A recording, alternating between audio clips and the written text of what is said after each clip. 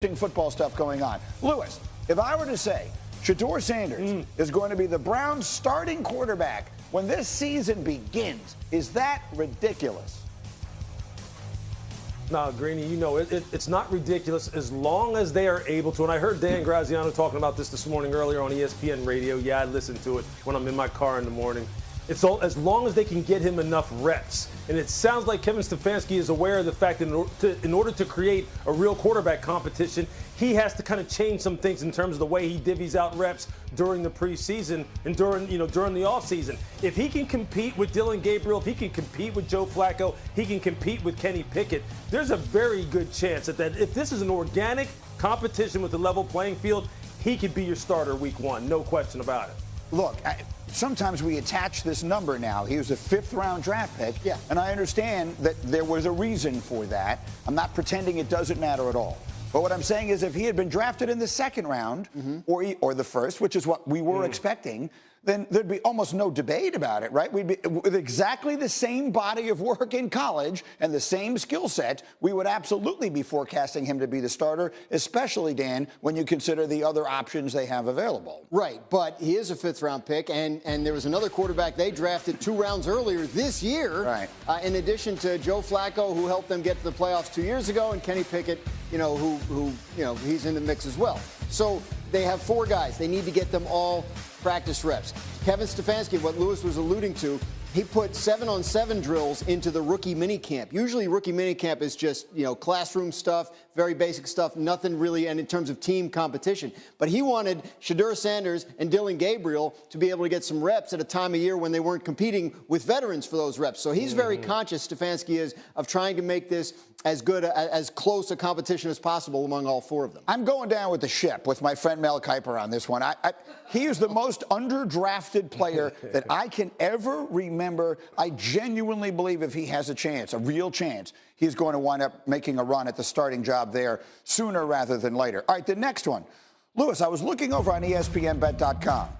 The Bears' win total for this year is 8.5 wins. This is at ESPN Bet. They only won 5 games last year. So if someone said they're going to be the most improved team in the league this year, is that ridiculous?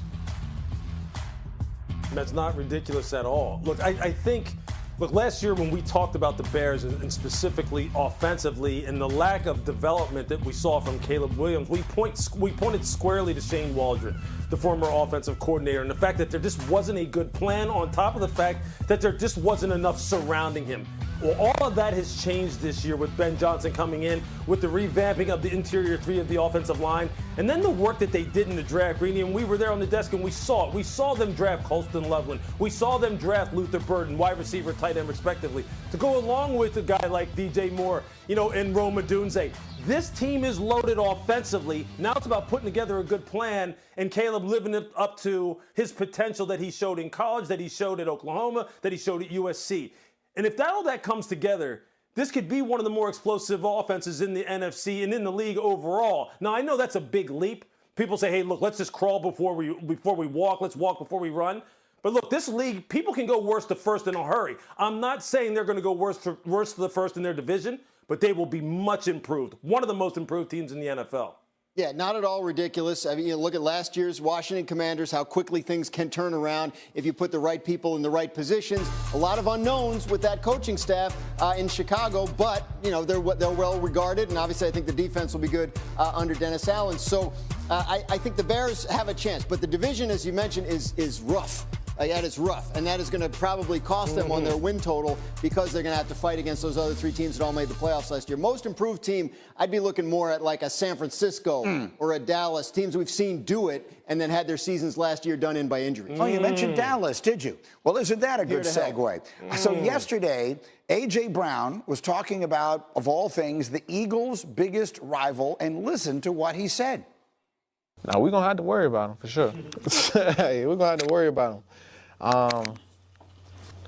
No, I like the trade. I do like the trade. I like the competition, and I like George Pickens. I like CeeDee Lamb and that collab, and it's gonna be exciting to watch, bro, because all that does is bring the best out of us.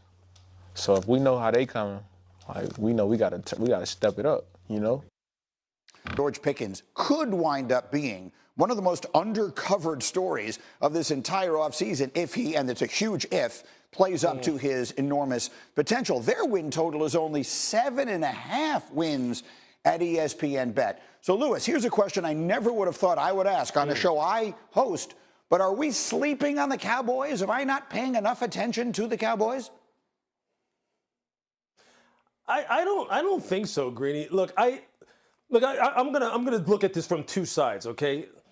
There's a reason why, you know, when we're talking about football and we're talking about team building, that it's just not about physical skills and what things look like on paper. And the fact that the Pittsburgh Steelers pulled the plug on George Pickens and said, hey, look, instead of like looking at this 3, 4, 5 years down the road and investing the kind of money we, you know, need to invest in a guy like you in order to retain you, meaning an upper echelon wide receiver, you know, we just don't think that the risk and reward is in our favor. So we're going to send you down the road to Dallas. So look, we understand the kind of things that George brings as a high riser, above the rim type of player outside the numbers as a true X wide receiver, a guy who can win one-on-one, who's a quarterback's best friend. But it's more than just that. It's about fitting into that culture, being a positive influencer on that locker room for 17 weeks. Not just for a mini camp, not just for a play here and there, but a guy who's going to show up on time, that who's going to be a force multiplier, who's going to be dependable, who's going to be a good team. Like, all those things are what adds up to you, helping you make a team a contender, not just highlight reel catches. You made an interesting point, that they won 7 games last year without their quarterback. Quarterback got hurt halfway through the season. I'm pretty sure that they've been over 7.5 in every one of Dak Prescott's fully healthy seasons. Then they believe that George Pickens, coming into their leadership structure in terms of their locker room, in terms of the quarterback, in terms of CeeDee Lamb, right, they'll get the best out of him. 1 year on his contract, so lots of motivation. Best quarterback he's ever played with. That there's no offseason addition to any team that's as significant as the Cowboys getting back Dak Prescott. I think that's fair. Let me leave that there for a moment, but we'll have more to say about it as we continue. Interest in football has now created a new opportunity for NFL players, Olympic flag football. Today at the league spring meeting in Minnesota, the owners gave their approval for the league's players to take part in the games, starting with the Los Angeles Olympics in 2028. Here's Jeremy Fowler with more on this.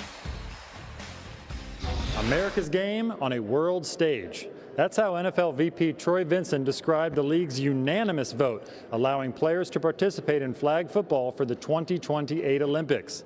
The NFL's pumping excitement with this one. Star wideout Justin Jefferson was on hand for the press conference, calling the chance to play flag football in the Olympics a childhood dream. And the league expects significant player backing. As Vincent put it, players will want their Steph Curry moment. Coming Wednesday, debate fireworks with the tush push, which is alive but on the ropes. Owners are expected to vote in the morning whether to eliminate the ability to push or pull a ball carrier, which the Eagles have mastered. There's some early momentum here, but owners need 24 votes, a 3/4 majority, to pass the proposal. I've talked to several teams that are hoping to get rugby-style football out of the NFL. Playoff reseeding based solely on wins and losses will also be discussed, but the people I've talked to consider that one a long shot, though they do agree reseeding seems inevitable when an 18-game schedule takes effect in future years. From the NFL spring meeting, Jeremy Fowler, ESPN. We are getting our first look at the shiny new toy in Dallas. George Pickens, by way of that trade with the Steelers, wearing his new temporary question mark number at Cowboys OTAs. Gone he's 14. That's so Pittsburgher go. He's now 13. It plays well with number 88. We can compliment each other. If he's tired, I can guarantee you I'm not. You know, so just being his backbone and being here for him and letting him know that he got some help on the other side for sure. That's a dog and that's willing to win, and I'm going to do everything in my power to do that. I think CD said it best. I saw his comments, right, where we don't have a one. We don't do A's and B's. We think that there's a one over there. CD said it. And if you look over there, there's a one there. So I think that's the way that we view GP. Look at that guy's tape. You see what he does, the kind of receiver that he is. He's going to win the one-on-ones. He can win 2 versus 1 if he has to. Very, very talented guy. When you can add him alongside of CD and the rest of the weapons that we have, I'm super excited. Well, over the last 2 seasons, Lamb has nearly 1,700 more receiving yards than any other Cowboys player. That is the largest gap between any team's top 2 receivers.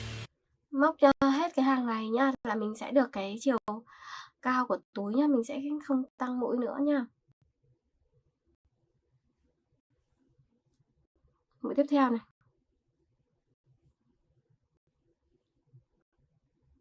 Tiếp tục móc.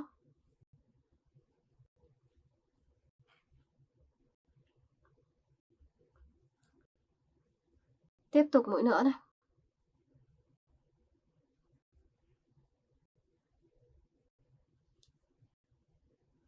Mũi tiếp theo.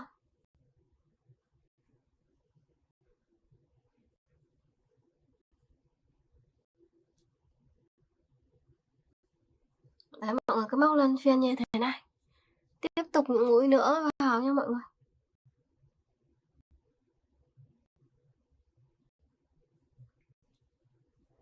Đây, mũi tiếp theo.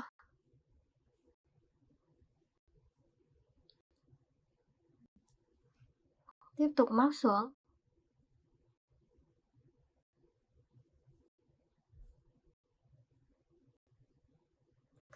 Móc lần lượt cho mình.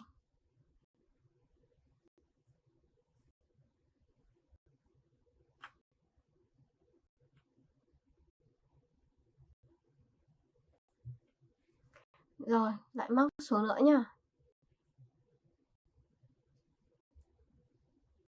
Tiếp tục.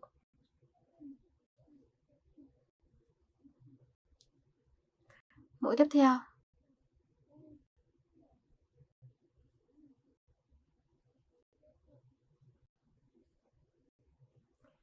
Rồi móc nối vào đây là mình sẽ kết thúc nha. Đây còn một khúc ngắn này nữa là sẽ kết thúc cái hàng này.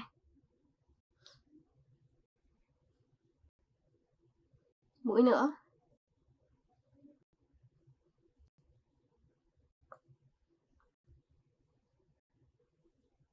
Đấy, móc lần lượt cho mình. Tiếp nha mọi người.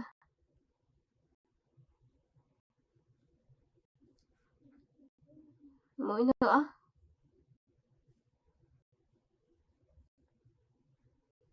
Rồi bây giờ móc nối vào đây và siết dây.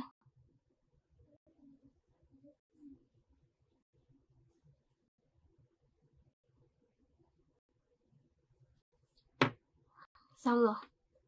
Được cái phần diềm sinh chưa? Bây giờ sẽ lại móc lên cái phần màu vàng nhá. Móc phần màu vàng lên này.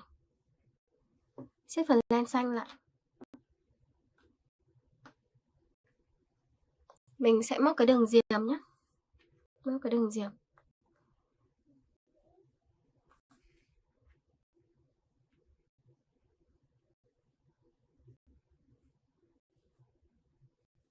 Đây, móc vào. Móc những cái ô rỗng nhé mọi người. Đây, tiếp tục những mũi tiếp theo này. Cứ lần lượt cho mình.